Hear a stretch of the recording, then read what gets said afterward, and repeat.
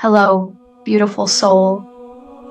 There is an invisible but very real thread between the pain we inflict on others and the wounds we've never dared to face within ourselves. Today, let us speak gently about the one who is frozen in their own reflection, about the soul centered on itself, not out of cruelty, but out of fear. A deep fear, often buried and unconscious, born from a lack of love, a fragile sense of self-worth, a mirror shattered long ago in childhood. This being, the one who always brings everything back to themselves, who needs to dominate, to control, to shine, is not evil. They are simply lost. They built an armor made of ego because once they believed they were nothing without it.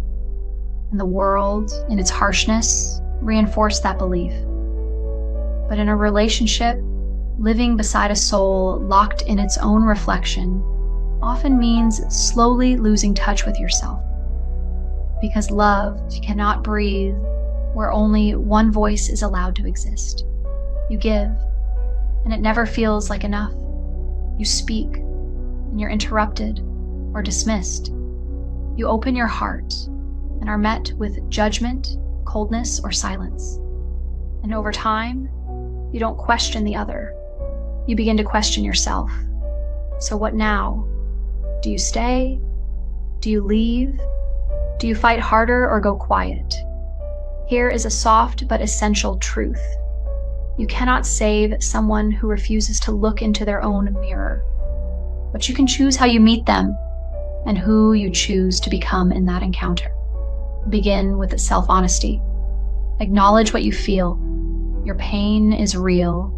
Your longing for respect, love, peace is sacred.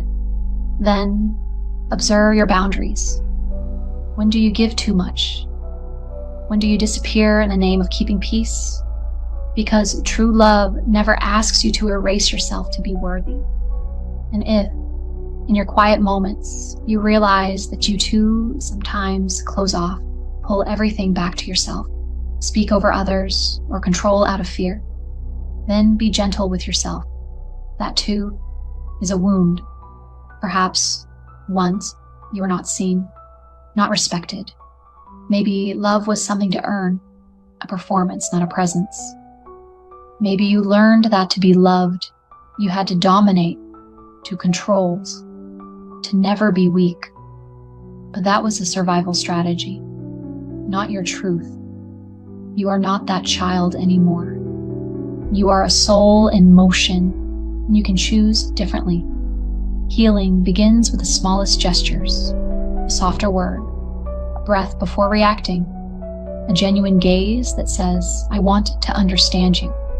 Love isn't control. It's not having the last word. It's not shaping someone into your ideal. Love is presence. It's the ability to honor what lives in the other, even if it doesn't mirror you. It's saying, I may not fully understand you, but I'm willing to try.